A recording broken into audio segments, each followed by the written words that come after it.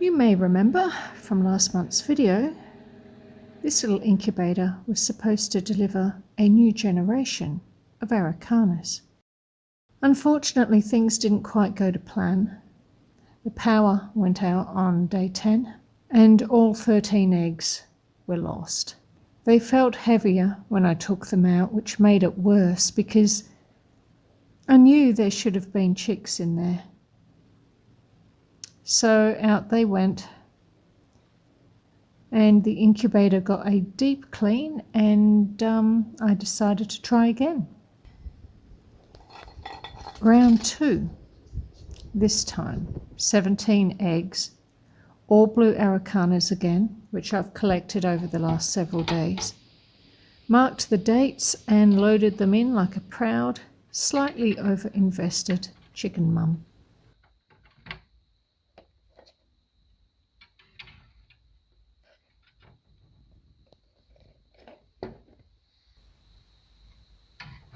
13, 14, 15,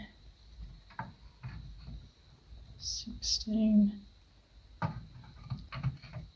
17. Do you think 17's enough? We've got 2 more of the blue. Yeah, that's probably enough. Line the pin up so it goes into here. This pin here is part of the automatic turning system. It's connected to a disc underneath the lid, which slowly rotates over time. As it moves, it shifts the tray back and forth, turning the eggs for me. So instead of having to do it by hand several times a day, the incubator does all the hard work, and I just get to hover and worry about everything else.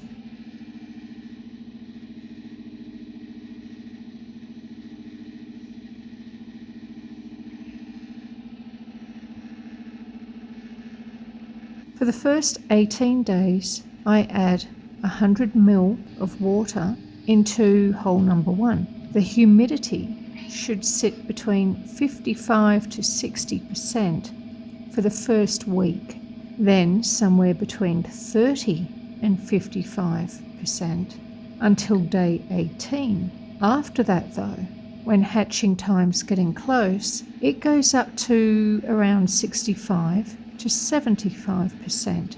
It sounds precise, and it is, but the difference between a happy hatch and a total disaster can be about 10% humidity, or one forgotten top-up. The humidity is one of the most important parts of the incubation. Too dry, and the chicks can shrink wrap inside the shell before they're ready to hatch. Too wet, and they can't lose enough moisture, so they can drown when they start to pip. It is a delicate balance. It's a bit like baking a souffle, only noisier, messier, and with more emotional investment. So the first 18 days are all about steady moisture so the chicks can develop properly. But once they're close to hatching, the humidity needs to rise. That softens the inner membrane and makes it easier for them to break through the shell. This is it, the moment we've been waiting for. It's a slow business, and honestly, I'm exhausted just watching it. But it's finally arrived. Wet, loud, and triumphant. They always look a bit funny at first, don't they? Rolling around and yelling at the world. But within a few hours, that fluff starts to dry, and you can already see a little personality starting to form.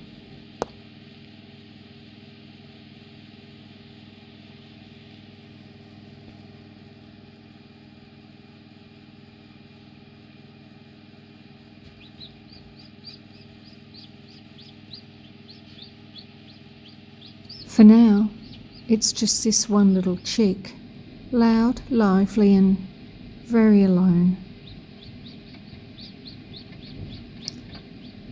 And then we go into day 22, day 23, and I'll admit I'm disappointed that none of the others have hatched. You can't help but hope for more when you've spent 3 weeks fussing over eggs.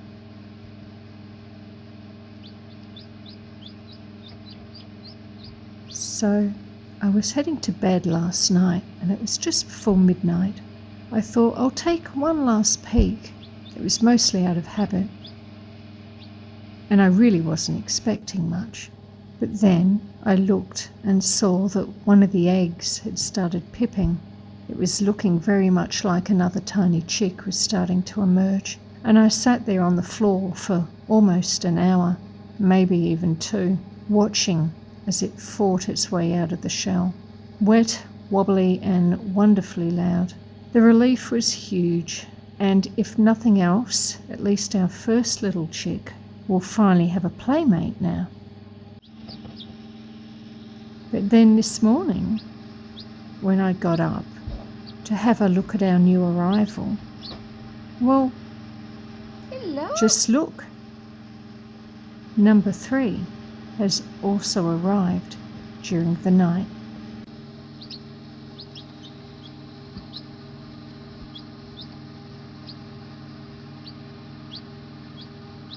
So what went wrong? Why did only 3 hatch instead of more? Well, there are 2 likely reasons.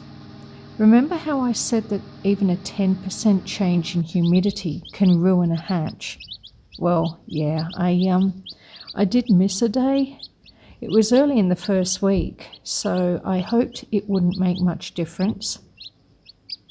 And maybe it didn't, but clearly it didn't help either. The second mistake was probably in the timing.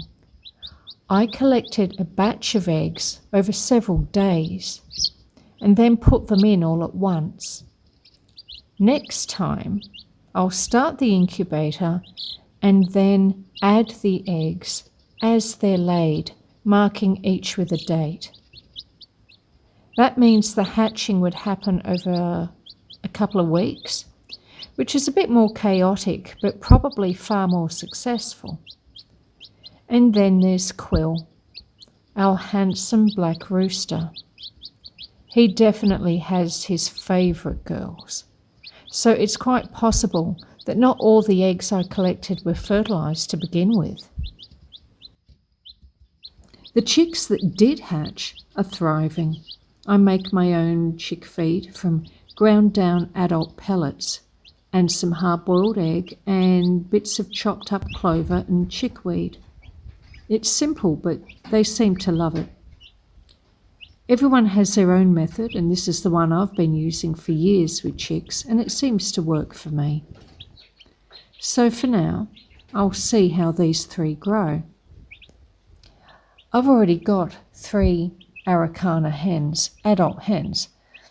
If they all turn out to be girls, well, 6 might be the perfect number. But if not, well, there'll probably be another round with the incubator. Coming up in the next month, I will be doing a spring update and maybe even another road trip if I can escape the chicken coop long enough.